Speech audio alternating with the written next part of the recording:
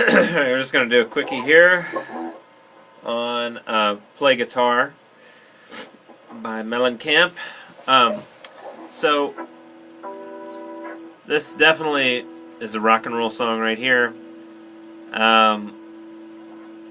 This song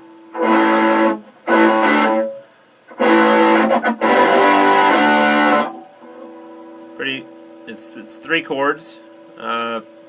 Through the vast majority of the whole song plays just that part. Down, down, down. So, an A chord is like this, right? You got the three strings.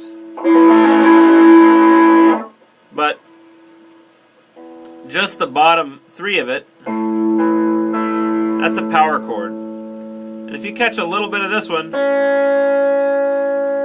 well, that's okay too. I'm just holding my finger across here. One finger style. Now, playing an A chord this way with just one finger, you're going to mute out the first string. The first string there isn't going to play. And man, you wouldn't believe how often you see rock and roll guitarists play an A chord the way I'm playing it right now. Just like that. On this chord, in this song, it's okay if you catch a little bit of that second string, fretting it here, pushing it down with the finger, because it is an A major, like A major works as well. If I play those four strings in the middle, that's an A major, and there's lots of times you just play an A this way, you don't do this. Not a very important point, I guess, but anyway. Now then that D there, that D is definitely just a D power chord. So when I take these two fingers, and this one's on the third string, and this one's on the second string, and the first one's muted by those two fingers somewhere.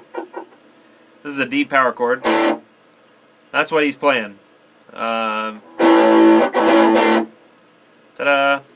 So it goes. And then the G is definitely the G power chord with nothing on the fifth string. I'm muting out the fifth string with the side of that finger. Then these two fingers down here. And that's the song for the most part.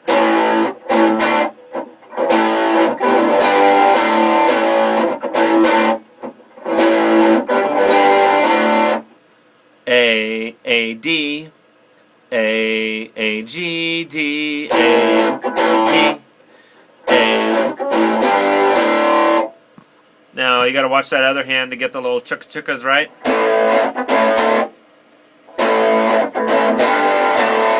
It's a lot of careful muting in there probably that I haven't even really thought about yet, but I guess real slow it would be like.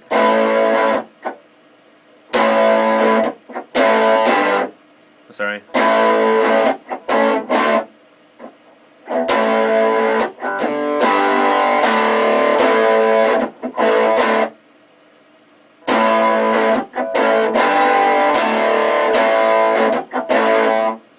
So you notice how it all got muted there, right? Right there, it's quiet now.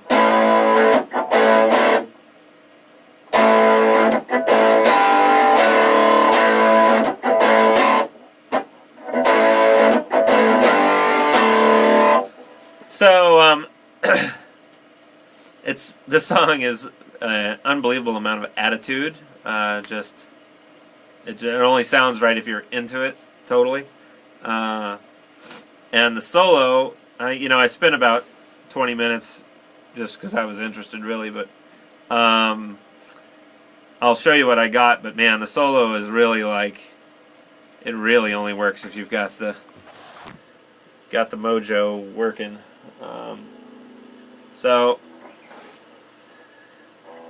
it's a fun solo, but man, it's tough. So I'm really. This note here, so it sounds like this.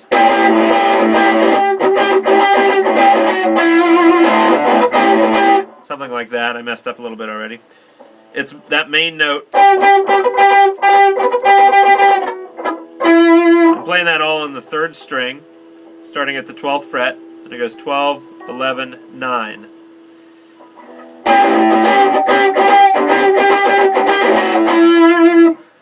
mean, he just has his amp cranked and his mojo super cranked, and there's other noise going on in there. I listen to it a lot of times to try to figure out just what he's got going on. Best I can figure out is I definitely hear this A string bonging every once in a while in there, and then this second string fretted right next. I've got them both pushed down a little bit with my finger there. Maybe a first finger would do better.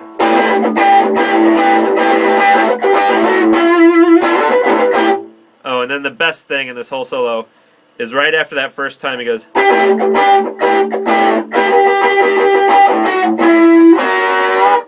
That's just so badass.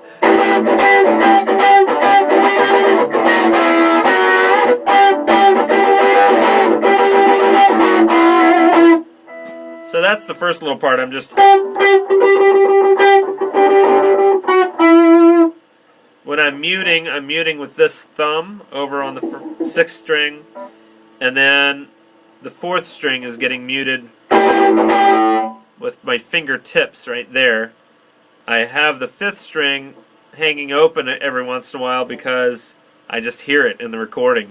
That's part of what's making all that ornery racket. So...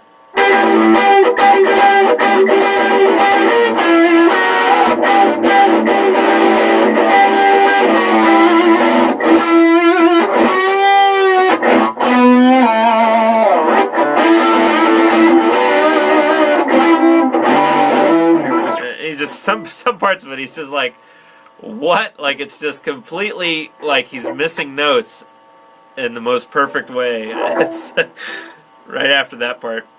I do want to show you what I just played there. This is one of the most standard rock and roll things to do. So, if I played a bar chord on the 5th fret, like it's an F chord shape, I'm on the A fret. I'm on the 5th fret. That's an A.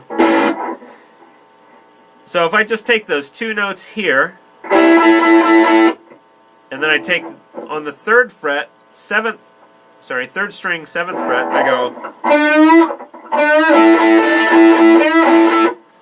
And what I'm doing is I'm plucking the 3rd string and stretching it. And then on the first 2 strings, playing on the 5th fret.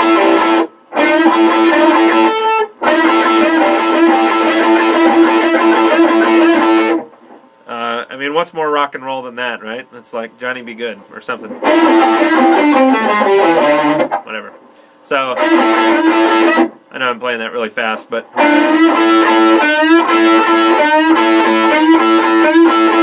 just...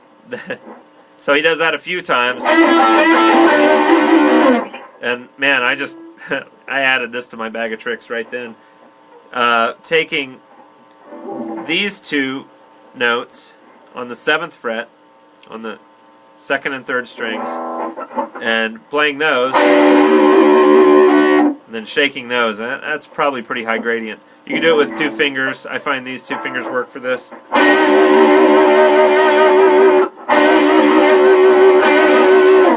Learning vibrato is like one of the biggest parts of playing lead guitar, no doubt. A good vibrato that's musical and like you can really control it, or I don't know, I want to say you can really use it to communicate.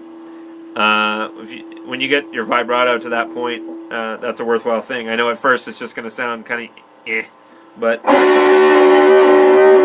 know, you'll probably start with something like that. That's okay, you just keep working at it. One day you'll sit down to do vibrato and your hand will just magically oscillate. And you just can do it. So that's a pretty awesome riff. So if you just got those parts down,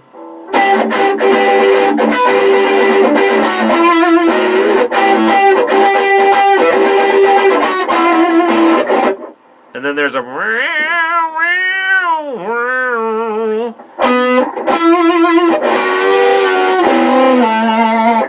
so that's